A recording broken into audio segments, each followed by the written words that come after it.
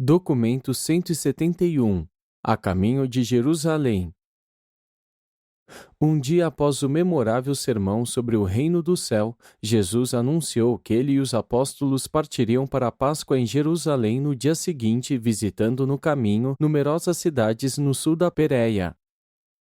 A elocução sobre o reino e o anúncio de que ele estava indo para a Páscoa deixaram todos os seus seguidores pensando que ele estava indo a Jerusalém para inaugurar o reino temporal da supremacia judaica. Não importa o que Jesus haja dito sobre o caráter não material do reino, ele não podia extrair das mentes dos seus ouvintes judeus a ideia de que o Messias estava a ponto de estabelecer alguma espécie de governo nacionalista com sede em Jerusalém. O que Jesus disse no sermão desse sábado apenas teve o efeito de confundir a maioria dos seus seguidores. Poucos ficaram esclarecidos com o discurso do Mestre. Os líderes entenderam alguma coisa dos seus ensinamentos a respeito do reino interior, o reino do céu dentro de vós. Mas eles também sabiam que ele havia falado sobre um outro reino futuro, e era para estabelecer este reino que eles acreditavam que ele agora ia a Jerusalém. E todos ficaram desapontados quanto às suas expectativas quando Jesus foi rejeitado pelos judeus e mais tarde quando Jerusalém foi literalmente destruída, pois eles ainda apegavam-se às suas esperanças acreditando sinceramente que o Mestre em breve retornaria ao mundo com um grande poder em uma glória majestosa para estabelecer o reino prometido. Nesse domingo à tarde, Salomé, a mãe de Tiago e de João Zebedeu, veio a Jesus com os seus 2 filhos apóstolos e, do mesmo modo que alguém se aproxima de um potentado oriental, ela buscou ter adiantadamente a promessa de Jesus de conceder-lhe qualquer pedido que ela pudesse fazer. Mas o mestre não queria prometer nada. Em vez disso, perguntou a ela: "O que queres que eu faça por ti?" Então Salomé respondeu: "Mestre, agora que tu estás indo a Jerusalém a fim de estabelecer o reino, eu pediria a ti adiantadamente que me prometesse para estes meus 2 filhos dar-lhes honras contigo, fazendo deles no teu reino os que se sentarão um à tua mão direita e o outro à tua mão esquerda."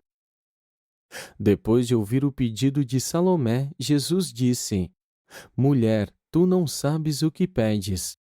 E então, olhando profundamente nos olhos dos 2 apóstolos que buscavam honrarias, disse: "Porque eu vos conheci e amei há muito tempo, porque eu vivi mesmo na casa da vossa mãe, porque André vos designou para estar comigo todo o tempo. Por tudo isso, permitistes a vossa mãe vir a mim secretamente fazendo esse pedido inconveniente.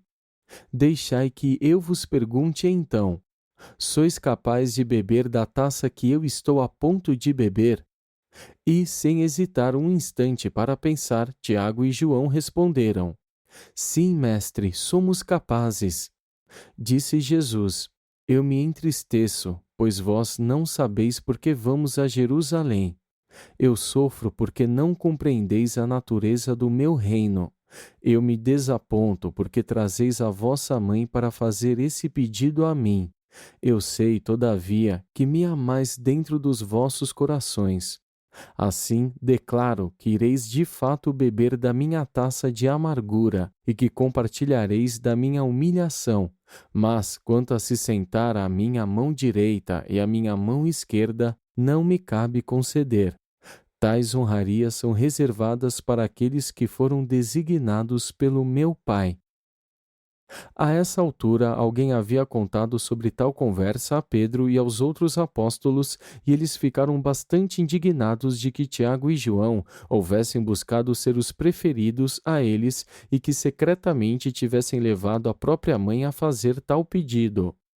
Quando eles começaram a discutir entre si, Jesus reuniu-os todos e disse: "Vós compreendeis bem com que prepotência os governantes dos gentios tratam seus súditos e como aqueles que são grandes exercem autoridade. Mas não será assim no reino do céu. Quem quiser ser grande dentro de vós, que antes se torne o vosso servidor. Aquele que quiser ser o primeiro no reino, que se torne o vosso ministrador. Eu declaro-vos que o Filho do Homem não veio para que lhe fosse ministrado, mas para ministrar. E eu vou a Jerusalém a fim de dar a minha vida para cumprir a vontade do Pai e para servir aos meus irmãos. Ao ouvirem essas palavras, os apóstolos retiraram-se para orar a sós. Naquela tarde, em consequência dos esforços de Pedro, Tiago e João, desculparam-se adequadamente perante os 10 e voltaram às boas graças dos seus irmãos. Ao pedir lugares à mão direita e à mão esquerda de Jesus em Jerusalém, os filhos de Zebedeu mal imaginavam que em menos de um mês o seu querido e bem-amado mestre estaria dependurado numa cruz romana, com um ladrão moribundo de um lado e um outro transgressor ainda do outro lado. E a mãe deles, que estava presente à crucificação, lembrava-se bem do pedido tolo que havia feito a Jesus em Pela a respeito das honras, que tão insensatamente buscara para os seus filhos apóstolos. 1. Partindo de Pela. Na manhã de segunda-feira, 13 de março, Jesus e os seus 12 apóstolos despediram-se finalmente do acampamento de Pela, partindo para sua viagem pelas cidades do sul da Pérea, onde com discípulos ligados a Abner estavam trabalhando.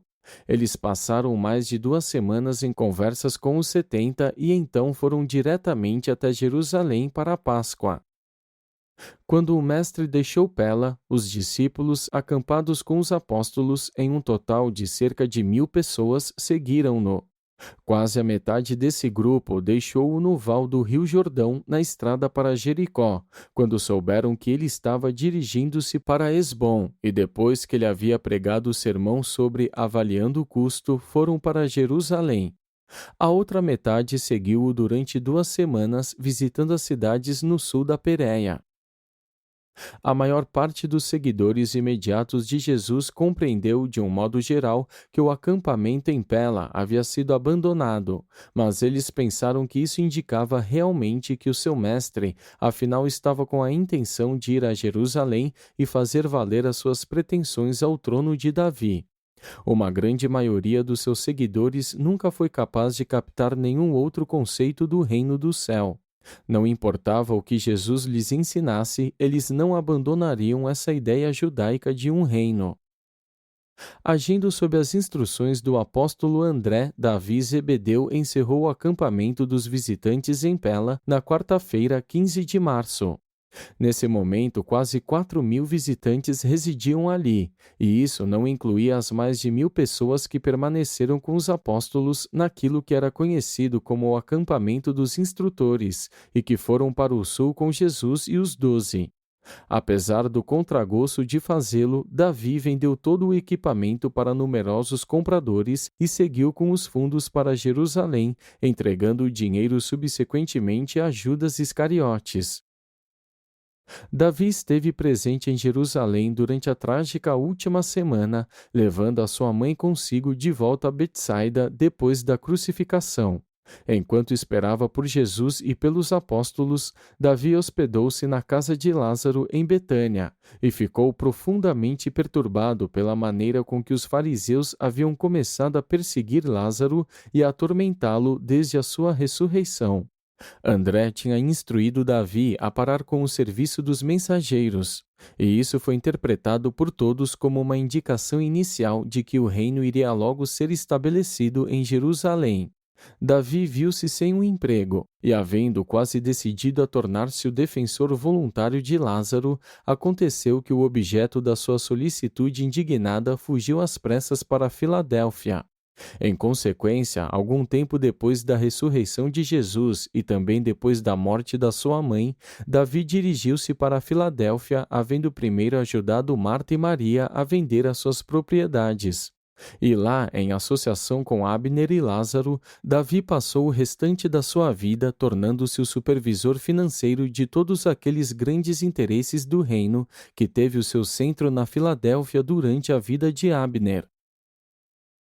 Pouco tempo depois da destruição de Jerusalém, a Antioquia tornou-se a sede do cristianismo paulino, enquanto a Filadélfia permaneceu como centro do reino do céu abneriano.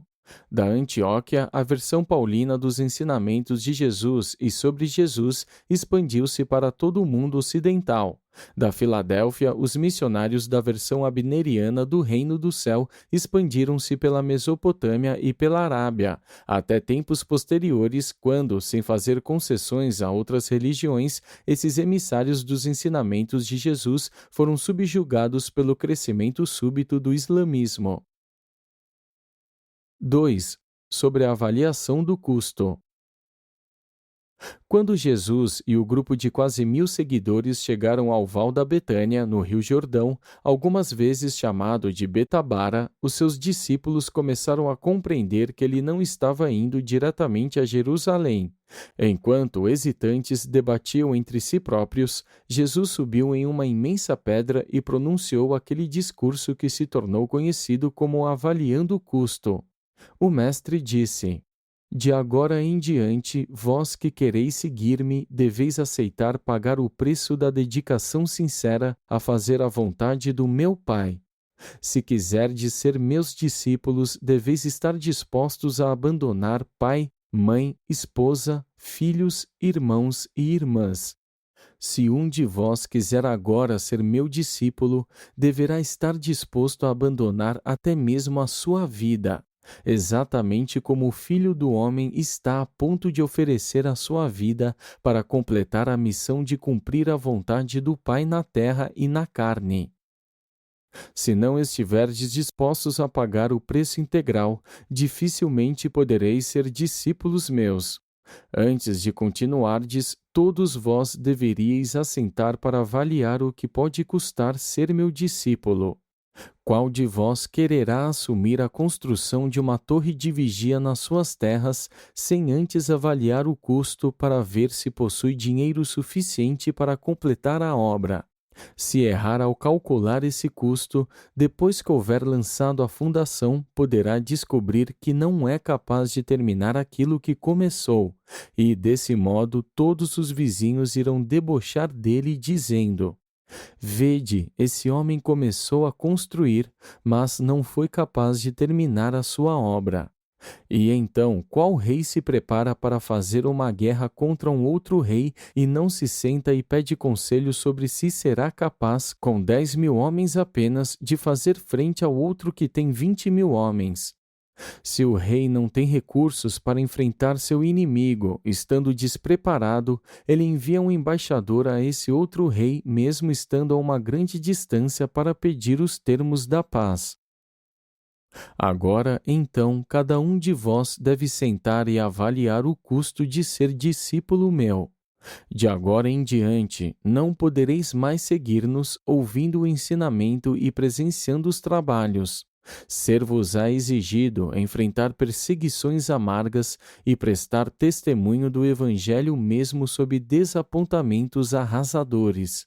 Se não estiverdes dispostos a renunciar a tudo o que sois e dedicar tudo o que possuirdes, então não sois dignos de ser meus discípulos.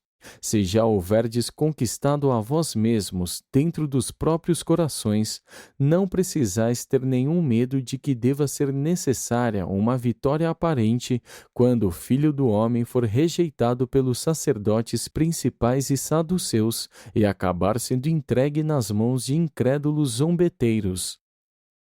Agora deveis examinar a vós próprios para saber os motivos que tendes para ser meus discípulos. Se buscais honras e glórias, se estiverdes voltados para as coisas terrenas, então sois como o sal quando ele perdeu o seu sabor. E quando aquele cujo valor está no seu poder de salgar perde o seu sabor, com o que então se deve temperar? Tal condimento tornou-se inútil, serve apenas para ser jogado no lixo. E, pois, eu já vos preveni que voltasseis para as vossas casas em paz, se não estiverdes dispostos a beber comigo da taça que está sendo preparada. De novo e de novo eu vos disse que o meu reino não é deste mundo, mas vós não quereis acreditar em mim. Aquele que tem ouvidos, que ouça o que eu digo. Imediatamente depois de dizer essas palavras e fazendo os 12 levantarem-se, Jesus partiu o caminho de Esbom, seguido por cerca de 500 pessoas. Depois de uma breve demora, a outra metade da multidão tomou o caminho de Jerusalém. Os seus apóstolos, junto com os principais discípulos, pensaram muito sobre essas palavras, mas eles ainda se apegaram à crença de que, depois desse breve período de adversidade e de provação, o reino seria certamente estabelecido, e, de um certo modo, de acordo com as esperanças acalentadas tão longamente por eles. 3. A campanha pereiana. Durante mais de 2 semanas, Jesus e os 12, seguidos por uma multidão de várias centenas de discípulos, viajaram pelo sul da Pérea, visitando todas as cidades em que os 70 possuíam obras. Muitos gentios viviam nessa região, e posto que poucos iriam à festa de Páscoa em Jerusalém, os mensageiros do reino continuaram imediatamente com a sua obra de ensinar e de pregar. Jesus encontrou-se com Abner em Esbom, e André ordenou que os trabalhos dos 70 não fossem interrompidos pela festa da Páscoa. Jesus aconselhou os mensageiros que continuassem os seus trabalhos a despeito do que estava para acontecer em Jerusalém. Ele também aconselhou Abner a permitir que o corpo de mulheres fosse até Jerusalém para a Páscoa, segundo a decisão individual de cada uma. E essa foi a última vez que Abner viu Jesus na carne. A sua despedida de Abner foi: Meu filho, eu sei que tu te manterás fiel ao reino, e oro ao Pai para conceder-te a sabedoria a fim de que tu possas amar e compreender os teus irmãos. Enquanto viajavam de cidade em cidade, um grande número de seus seguidores desertou para ir a Jerusalém, de modo que, no momento em que Jesus partiu para a Páscoa, o número daqueles que seguiam junto com ele, dia a dia, havia minguado para menos de 200 pessoas. Os apóstolos compreenderam que Jesus estava indo a Jerusalém para a Páscoa. Sabiam que o Sinédrio enviara uma mensagem a toda a terra de Israel declarando que ele fora condenado a morrer e ordenando que qualquer pessoa que soubesse do seu paradeiro informasse ao Sinédrio. E ainda, a despeito de tudo isso, eles não ficaram tão alarmados como aconteceu quando ele anunciou-lhes na Filadélfia que estava indo a Betânia para ver Lázaro. Essa mudança de atitude, passando de um medo intenso para um estado de expectativa silenciosa, era sobretudo em vista da ressurreição de Lázaro. Eles haviam chegado à conclusão de que Jesus poderia, em uma emergência, afirmar o seu poder divino e levar os seus inimigos à vergonha. Essa esperança, combinada à fé mais profunda e madura na supremacia espiritual do seu mestre, era responsável pela coragem exterior demonstrada pelos seus seguidores diretos que agora se preparavam para ir com ele a Jerusalém a fim de enfrentar a declaração pública do Sinédrio de que ele devia morrer. A maioria dos apóstolos e mesmo muitos dos seus discípulos mais próximos não acreditava na possibilidade de que Jesus morresse. Pensando que, sendo ele a ressurreição e a vida, eles consideravam-no imortal e já triunfante sobre a morte. 4. Ensinando em Lívias. Na quarta-feira, 29 de março, ao anoitecer, Jesus e os seus seguidores acamparam em Lívias, a caminho de Jerusalém, depois de ter completado a sua campanha nas cidades do sul da Pérea. Foi durante essa noite em Lívias que Simão Zelote e Simão Pedro, havendo conspirado para que lhes fossem entregues em mãos nesse local mais de 100 espadas, receberam e distribuíram essas armas a todos os que as aceitassem e que as usassem escondidas sob os mantos. Simão Pedro estava ainda portando a sua espada na noite da traição ao mestre no jardim. Na quinta-feira pela manhã, bem cedo, antes dos outros despertarem, Jesus chamou André e disse: Desperta os teus irmãos, tenho algo a dizer a eles. Jesus sabia sobre as espadas e quais dos seus apóstolos as tinham recebido e estavam portando tais armas, mas nunca revelou ter conhecimento dessas coisas. Depois de André haver despertado seus amigos e de estarem todos reunidos, Jesus disse: Meus filhos, haveis estado comigo por um bom tempo, e eu ensinei-vos muito do que é necessário a estes tempos. Mas eu gostaria agora de prevenir-vos para que não ponhais a vossa confiança nas incertezas da carne, nem nas fraquezas da defesa humana contra as provações e testes que temos diante de nós. Eu vos reuni aqui apenas nós, para que possa dizer-lhes claramente uma vez mais que estamos indo a Jerusalém, onde, como sabeis, o Filho do Homem já foi condenado à morte. E novamente vos estou dizendo que o Filho do Homem será entregue às mãos dos sacerdotes principais e dirigentes religiosos, e que eles o condenarão, e então o colocarão nas mãos dos gentios. E assim zombarão do Filho do Homem, até mesmo cuspirão nele e o açoitarão, e o levarão à morte. E quando matarem o Filho do Homem, não vos consterneis, pois eu vos declaro que ao terceiro dia ele ressuscitará. Cuidai de vós mesmos e lembrai-vos daquilo sobre o que eu vos preveni. E novamente os apóstolos ficaram assombrados, atordoados, mas não chegaram a tomar as suas palavras literalmente. Não puderam entender que o Mestre estivesse querendo dizer exatamente o que havia dito. Estavam tão cegos pela crença persistente em um reino temporal sobre a terra, com quartéis centrais em Jerusalém, que simplesmente não podiam, não queriam, permitir a si próprios aceitar as palavras de Jesus como sendo literais. Naquele dia, eles ponderaram sobre tudo o que o Mestre pudesse haver desejado expressar com pronunciamentos tão estranhos. Mas nenhum deles ousou fazer-lhe uma pergunta a respeito dessas afirmações. Só depois da sua morte é que esses apóstolos desconcertados despertaram para a compreensão de que o Mestre lhes havia dito clara e diretamente em antecipação à sua crucificação. Foi em Lívias, pouco depois do desjejum, que alguns fariseus amistosos chegaram até Jesus e disseram: Foge depressa dessas paragens, pois Herodes, tal como fez a João, agora pretende matar-te.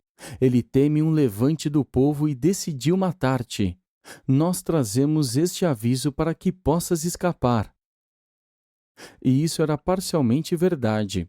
A ressurreição de Lázaro havia amedrontado e alarmado Herodes, e, sabendo que o Sinédrio ousara condenar Jesus, mesmo antes de um julgamento, Herodes decidiu matar Jesus ou expulsá-lo dos seus domínios. Ele preferia realmente a segunda opção, pois temia tanto a Jesus que esperava não ser obrigado a executá-lo. Quando Jesus ouviu o que os fariseus tinham a dizer, ele respondeu: Bem sei do medo que Herodes tem deste evangelho do reino. Não vos enganeis, contudo, ele desejaria muito que o Filho do Homem fosse a Jerusalém para sofrer e morrer nas mãos dos sacerdotes principais. Apenas que, havendo manchado as suas mãos com o sangue de João, ele não sente nenhuma ansiedade de tornar-se responsável pela morte do Filho do Homem. Ide e dizei àquela raposa que o Filho do Homem prega na Pérea hoje, que amanhã irá para a Judéia e que depois de alguns dias terá concluído a sua missão na terra com perfeição e estará preparado para ascender ao Pai. Então, voltando-se aos seus apóstolos, Jesus disse: Desde os tempos da antiguidade, os profetas têm perecido em Jerusalém, e será apenas conveniente que o Filho do Homem vá até a cidade da casa do Pai para ser oferecido como preço do fanatismo humano e como resultado do preconceito religioso e da cegueira espiritual. Ó Jerusalém, Jerusalém, tu que matas os profetas e apedrejas os instrutores da verdade, por quantas vezes eu reuni os teus filhos do mesmo modo que uma galinha reúne a ninhada sob as suas asas, mas não queres que eu faça isso.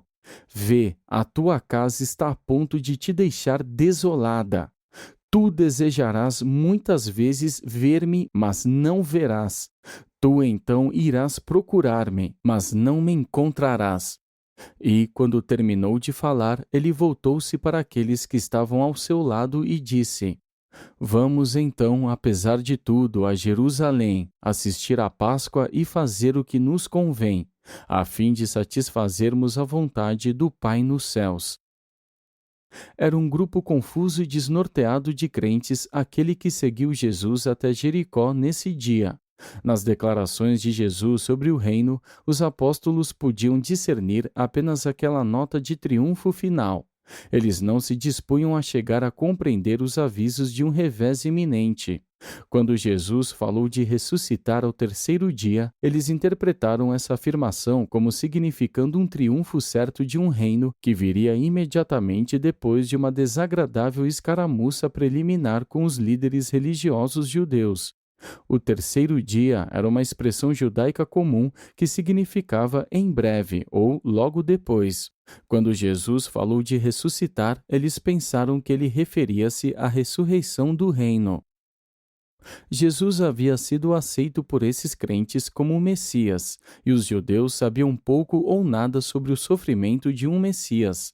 Eles não compreenderam que Jesus estava para realizar com a sua morte muitas coisas que nunca poderiam ter sido realizadas em sua vida. Do mesmo modo que a ressurreição de Lázaro animou os apóstolos a entrar em Jerusalém, a memória da perspectiva da transfiguração foi o que sustentou o Mestre nesse período de provações da sua auto-outorga. 5. O cego de Jericó. No final da tarde de quinta-feira, 30 de março, Jesus e os seus apóstolos, à frente de um grupo de 200 seguidores, se aproximaram dos muros de Jericó. Quando chegavam perto do portão da cidade, encontraram-se com uma multidão de mendigos, entre eles um certo Bartimeu, um ancião que era cego desde a sua juventude. Esse mendigo cego havia ouvido sobre Jesus e sabia tudo sobre a cura do cego Josias em Jerusalém, e nada sabia da última visita de Jesus a Jericó até que tivesse ido a Betânia. Bartimeu resolvera não permitir a passagem de Jesus por Jericó sem pedir-lhe pela restauração da sua visão. As novas da aproximação de Jesus haviam sido anunciadas em Jericó e centenas de habitantes afluíram para encontrá-lo. Quando a grande multidão retornou acompanhando o mestre à cidade, Bartimeu, ouvindo o pesado tropel do povo, soube que algo inusitado estava ocorrendo e assim perguntou àqueles que estavam perto dele sobre o que estava acontecendo. E um dos mendigos respondeu: Jesus de Nazaré está passando. Quando Bartimeu ouviu dizer que Jesus estava por perto, levantou a sua voz e começou a gritar bem alto: Jesus, Jesus, tem misericórdia de mim! E, como ele continuasse a gritar cada vez mais alto, alguns daqueles que estavam perto de Jesus foram até ele e o repreenderam, pedindo-lhe que mantivesse a tranquilidade. Mas foi inútil, ele apenas gritava mais e mais alto. Ao ouvir o cego gritando, Jesus parou. E quando o viu, ele disse aos seus amigos: Trazei o homem a mim. E então foram até Bartimeu e disseram: Alegra-te, vem conosco, pois o mestre te chama. Quando Bartimeu ouviu essas palavras, colocou de lado o seu manto e pulou para o centro da estrada. E aqueles que estavam por perto guiaram-no até Jesus. Dirigindo-se a Bartimeu, Jesus disse: O que queres que eu faça por ti? Então o cego respondeu: Eu gostaria de recuperar a visão. E quando Jesus ouviu esse pedido e percebeu a sua fé, disse: Recuperarás a tua visão. Toma o teu caminho. A tua fé te curou. Imediatamente Bartimeu recuperou a sua visão e permaneceu perto de Jesus, glorificando a Deus, até que o mestre partisse no dia seguinte para Jerusalém. E então ele ficou diante da multidão, declarando a todos como a sua visão foi recuperada em Jericó. 6. A visita a Zaqueu. Quando a procissão do mestre entrou em Jericó, o sol estava quase se pondo e ele demonstrava disposição de permanecer ali naquela noite. Enquanto Jesus passava diante da casa da alfândega, aconteceu que Zaqueu, o dirigente publicano e coletor dos impostos, encontrava-se ali e desejava muito ver Jesus. Esse dirigente publicano era bastante rico e com frequência ouvira falar sobre o profeta da Galiléia.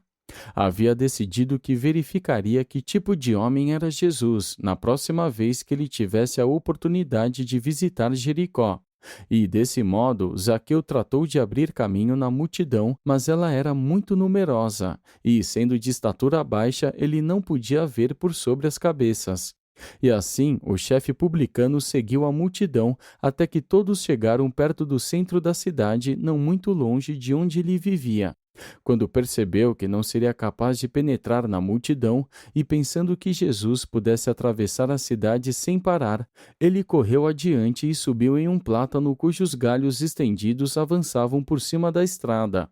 Sabia que dali teria uma boa visão do mestre quando ele passasse. E não se desapontou, pois enquanto passava, Jesus parou e, olhando para Zaqueu, disse: Apressa-te, Zaqueu, e desce, pois esta noite eu devo hospedar-me na tua casa.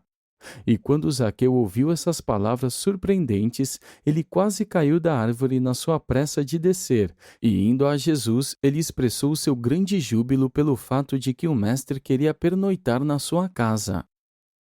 E foram imediatamente à casa de Zaqueu.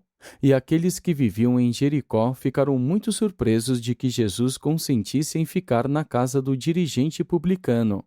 E, enquanto o mestre e os seus apóstolos estavam em Zaqueu diante da porta da casa, um dos fariseus de Jericó, que se encontrava ali por perto, disse: Vede como este homem foi alojar-se com um pecador, um filho apóstata de Abraão, e que é um extorquidor e um ladrão do seu próprio povo. E quando Jesus ouviu isso, ele olhou para Zaqueu e sorriu.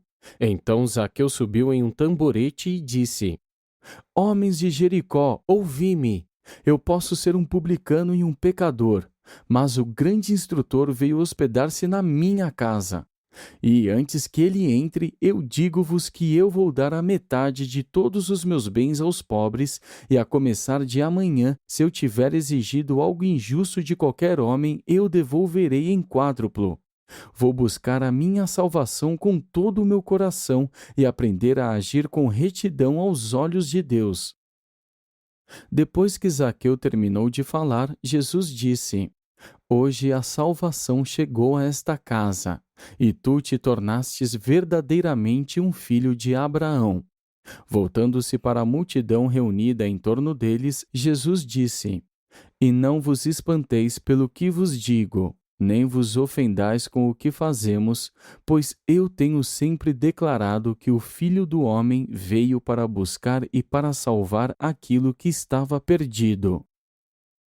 Eles alojaram-se na casa de Zaqueu durante a noite.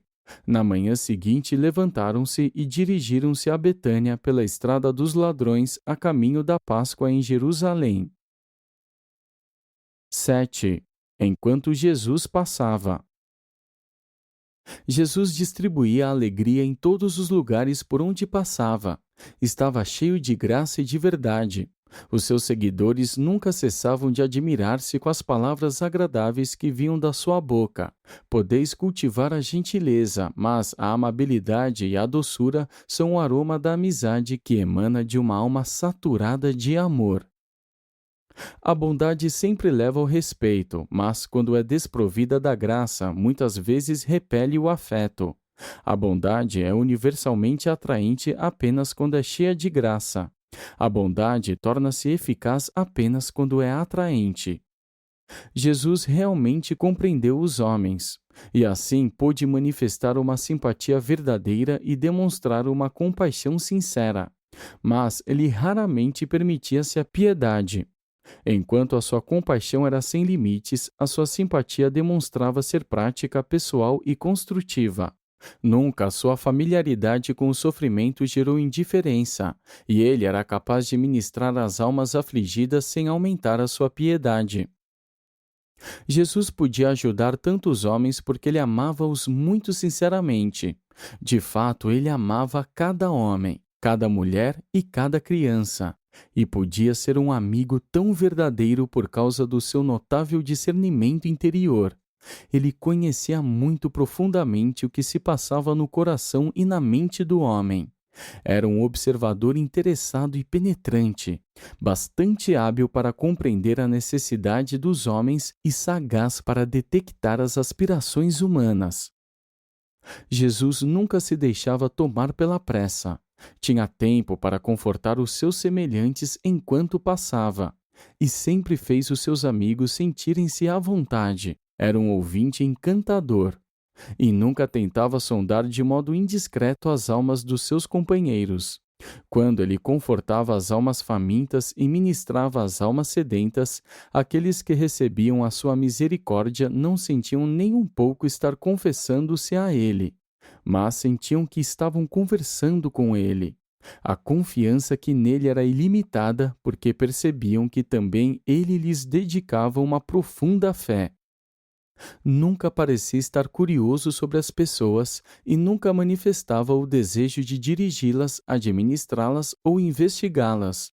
Ele inspirava uma confiança profunda e uma coragem robusta em todos que desfrutavam da sua companhia. Quando sorria diante de um homem, aquele mortal experimentava uma capacidade maior para resolver os seus múltiplos problemas. Jesus amava tanto os homens e tão sabiamente que nunca hesitou em ser severo com eles quando a ocasião demandava tal disciplina, e frequentemente começava a ajudar uma pessoa pedindo a ajuda dela. Desse modo, ele suscitava o seu interesse, recorrendo ao que de melhor existe na natureza humana. O mestre podia discernir a fé salvadora na grosseira superstição da mulher que buscava a cura tocando na barra do seu manto. Ele estava sempre pronto e disposto a interromper um sermão ou a deter uma multidão enquanto ministrava as necessidades de uma única pessoa, ainda que fosse uma criança pequena. Grandes coisas aconteciam, não apenas porque as pessoas tinham fé em Jesus, mas também porque Jesus tinha muita fé nelas. A maior parte das coisas realmente importantes que Jesus disse ou fez parecia acontecer casualmente enquanto ele passava. Pouco houve do lado profissional, do bem planejado ou do premeditado na ministração terrena do Mestre. Ele dispensava e espalhava saúde e felicidade natural e graciosamente na sua jornada pela vida. Era literalmente certo que ele caminhava fazendo o bem. E cabe aos seguidores do Mestre, em todas as idades, aprender a ministrar à medida que passam, para fazer o bem, sem egoísmo, enquanto vão cumprindo seus deveres diários. 8. A parábola das minas. Eles não saíram de Jericó, senão perto do meio-dia, pois estiveram acordados até tarde na noite anterior, enquanto Jesus ensinava a Zaqueu e a sua família o evangelho do reino. O grupo parou para almoçar quase a meio caminho da estrada ascendente para Betânia, enquanto a multidão passava para ir a Jerusalém, não sabendo que Jesus e os apóstolos iam permanecer essa noite no Monte das Oliveiras. A diferença da parábola dos talentos, que se destinava a todos os discípulos, a parábola das minas foi contada mais restritivamente aos apóstolos e foi amplamente baseada na experiência de Arquelau e na sua tentativa inútil de alcançar o governo do reino da Judéia. Esta é uma das poucas parábolas do Mestre que se baseia em um personagem real da história. Não era de se estranhar que eles tivessem pensado em Arquelau, porquanto a casa de Zaqueu em Jericó estava muito próxima do adornado palácio de Arquelau, e o seu arqueduto corria ao lado da estrada pela qual eles tinham saído de Jericó. Disse Jesus: Pensais que o Filho do Homem vai a Jerusalém para receber um reino, mas vos declaro que estáis fadados ao desapontamento. Não vos lembrais de um certo príncipe que foi a um país distante a fim de receber para si um reino, mas, mesmo antes dele retornar, os cidadãos da sua província, que já o haviam rejeitado nos seus corações, enviaram-no um embaixador atrás dele para dizer: Não queremos que este homem reine sobre nós. Da mesma maneira que este rei foi rejeitado para o governo temporal, o Filho do Homem será rejeitado no governo espiritual. E novamente eu declaro que o meu reino não é deste mundo. Mas se ao Filho do Homem houvesse sido concedido o governo espiritual desse povo, ele teria aceitado tal reino das almas dos homens e teria reinado sobre o domínio dos corações humanos. Não obstante haverem rejeitado o meu governo espiritual sobre eles, eu voltarei para receber de outros este reino do Espírito que agora me é negado. Vós vereis o Filho do Homem ser rejeitado hoje, mas em uma outra idade, aquilo que agora os filhos de Abraão rejeitam será recebido e exaltado. E agora, como nobre homem rejeitado dessa parábola, eu gostaria de chamar diante de mim meus 12 servidores, administradores especiais, para entregar nas mãos de cada um a soma de uma mina. E seria bom admoestar-vos para que todos prestem bastante atenção às minhas instruções, a fim de que possais negociar diligentemente com o capital que vos foi confiado durante a minha ausência, para que tenhais como justificar a vossa administração quando eu voltar, pois então será exigida de vós uma prestação de contas. E, mesmo se este filho rejeitado não retornar, um outro filho será enviado para receber este reino. E esse filho então chamará a todos vós para receber o vosso relatório de administração e para ficar alegre com os vossos ganhos. Quando esses administradores foram reunidos, subsequentemente para uma prestação de contas, o primeiro adiantou-se e disse: Amo, com vossa mina eu fiz mais 10 minas. E o seu senhor disse-lhe: Bem feito, sois um bom servidor. Por haverdes demonstrado fidelidade nessa questão, eu dar-te-ei autoridade sobre 10 cidades. E o segundo veio e disse: A vossa mina deixada comigo, amo, fiz 5 minas. E o Senhor disse: Do mesmo modo, eu falo-ei dirigente de 5 cidades. E assim foram os outros, até o último dos servidores, o qual, ao ser chamado, reportou-se: Amo, veja, aqui está a tua mina, que mantive com segurança enrolada neste guardanapo. E fiz isso por temor. Eu acreditava que fosses pouco razoável, vendo que recolhes de onde nada depositaste e que procuras colher onde não semeaste. Então disse o Senhor: Tu, servidor negligente e infiel, te julgarei segundo tua própria boca. Tu sabias que eu colho onde aparentemente não semeei, e, portanto, tu sabias que essa conta seria exigida de ti.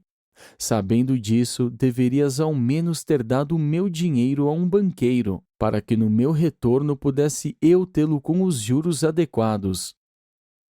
E então o governante disse àqueles que aguardavam: Tirai o dinheiro deste preguiçoso e dai àquele que tem 10 minas. E quando eles lembraram ao Senhor que o primeiro servidor já tinha 10 minas, ele disse: A todo aquele que tem será dado mais. Mas daqueles que não têm, mesmo aquilo que têm, ser-lhes-á tirado. E então os apóstolos buscaram saber a diferença entre o significado dessa parábola e o daquela parábola anterior dos talentos. Mas Jesus apenas diria em resposta às muitas perguntas: Ponderai bem essas palavras nos vossos corações, para que cada um de vós encontre o seu verdadeiro significado. Foi Natanael que tão bem ensinou o significado dessas duas parábolas nos anos seguintes, reunindo seus ensinamentos nessas conclusões. 1. A aptidão é a medida prática das oportunidades da vida. Vós nunca sereis considerados responsáveis pela realização daquilo que está além da vossa aptidão. 2. A fidelidade é a medida infalível da confiabilidade humana. Aquele que é fiel nas coisas pequenas também deverá demonstrar fidelidade em tudo que seja compatível com os seus dons. 3. O mestre concede uma recompensa menor pela fidelidade menor quando há igualdade de oportunidades. 4. Ele concede uma recompensa igual por uma fidelidade igual quando há menor oportunidade. Quando terminaram o almoço e depois que a multidão de seguidores havia ido para Jerusalém, Jesus, permanecendo diante dos apóstolos à sombra de uma saliência de rocha ao lado da estrada, com dignidade jovial e com uma majestade plena de graça, apontou com o dedo para o oeste, dizendo: Vinde, meus irmãos, entremos em Jerusalém para receber ali o que espera por nós. Assim cumpriremos a vontade do Pai Celeste em todas as coisas. E assim Jesus e os seus apóstolos retomaram essa viagem, a última que o Mestre faria a Jerusalém, à semelhança da carne do homem mortal.